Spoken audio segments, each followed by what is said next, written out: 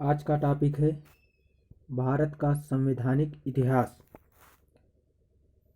Regulating act कब पारित किया गया? 1773 ईस्वी में।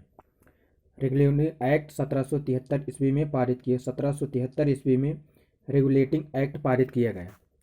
भारत के गवर्नर जनरल को किस एक्ट के द्वारा अपनी समिति के निर्णय को अस्वीकार करने का अधिकार मिला? 1786 का अमेंडमेंट एक्ट द्वारा। 1786 अमेंडमेंट एक्ट के द्वारा भारत के गवर्नर जनरल को अपनी समिति के निर्णय को अस्वीकार करने का अधिकार मिला। महारानी विक्टोरिया को भारत की सामग्री कब नियुक्त किया गया? 1858 में। 1858 में महारानी विक्टोरिया को भारत की सामग्री नियुक्त किया गया। मार्ले मिंटो सुधार का उद्देश्य क्या था? पृथक निर्वाचन प्रणाली। जो मार्ले मिंटो सुधार था उसका उद्देश्य था पृथक निर्वाचन प्रणाली। जो पृथक निर्वाचन प्रणाली है ये मार्ले मिंटो सुधार का उद्देश्य था।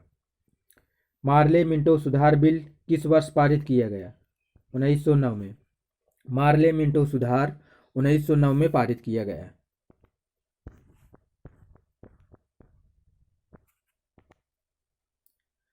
मुसलमानों के लिए अतिरिक्त निर्वाचन मंडल प्रारंभ में किसके द्वारा लाया गया था?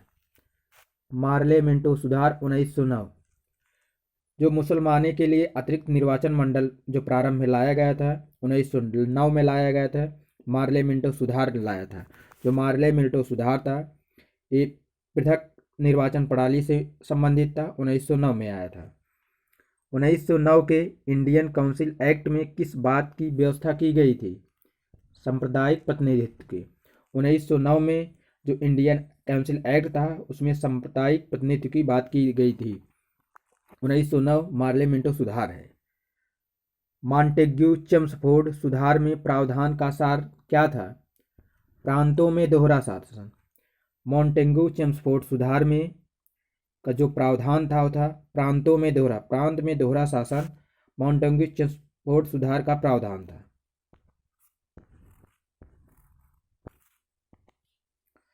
भारत का संविधान लागू होने तक स्वतंत्रता के पश्चात इसका शासन किसके अंतर्गत लाया गया था? 1935 के भारत सरकार अधिनियम के द्वारा। भारत का संविधान लागू होने तक स्वतंत्रता के पश्चात इसका शासन किसने अंतर्गत लाया गया? 1935 के भारत सरकार अधिनियम के द्वारा। भारत की आज़ादी के समय इंग्लैंड में किस पार्टी की सरकार बनी थी? लेबर पार्टी की।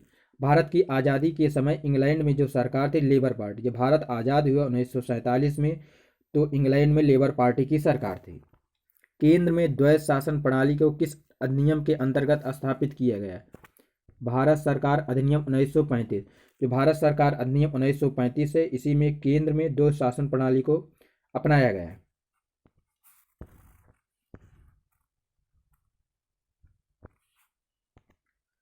किस अधिनियम की प्रमुख विशेषता प्रांतीय स्वायत्तता थी? 1935 के जो अधिनियम है उसमें प्रांत के स्वायत्तता दी गई थी। 1935 अधिनियम में प्रावधान था प्रांत को स्वायत्तता का। भारत में सचिव का पद किसके द्वारा निर्मित किया गया था? भारत सरकार अधिनियम 1858। जो भारत में सचिव का पद भारत सरकार अधिनियम 1858 में सचिव को पद का प्रावधान था। किस अधिनियम में कलकत्ता में सर्वोच्च न्यायालय की स्थापना का प्रावधान किया गया था? Regulating act 1773। जो रेगुलेटिंग एक्ट था 1773 में आया था। इसमें कलकत्ता में सर्वोच्च न्यायालय की स्थापना, जो सर्वोच्च न्यायालय की स्थापना रेगुलेटिंग एक्ट 1773 में की है। कलकत्ता में सर्वोच्च न्यायालय था। किस अधिनियम में भारतवासियों को अपने देश के प्रावधान में कुछ हिस्सा लेना संभव बनाया? Charter act 1833। भारतवासियों को अपने देश के प्रशासन में कुछ हिस्सा लेना संभव बनाया था 1833। जो चार्टर एक्ट था 1833 चार्टर एक्ट में इसमें देश के प्रशासन में कुछ हिस्सा लेना संभव बनाया था।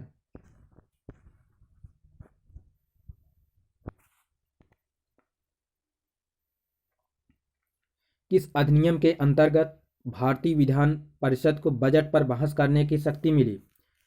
भारतीय परिषद अधिनियम 1892। जो 1892 में अधिनियम आया भारतीय परिषद अधिनियम, इसमें भारतीय विधान परिषद को बजट पर बहस करने की शक्ति मिली 1892 अधिनियम के द्वारा। भारत का संघीय न्यायालय किस वर्ष में स्थापित हुआ? संघीय न्यायालय 1937 में स्थापित है। जो संघीय न्यायालय की स्थापना 1937 में हुआ।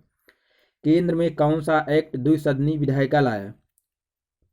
1819। जो 1819 एक्ट है, केंद्र में 2 सदन की विधायिका लाया। 2 सदनी व्यवस्था 1819 में आई केंद्र में। 1935 का गवर्नमेंट ऑफ इंडिया एक्ट क्यों महत्वपूर्ण है? यह भारतीय संविधान का महत्वपूर्ण स्रोत है।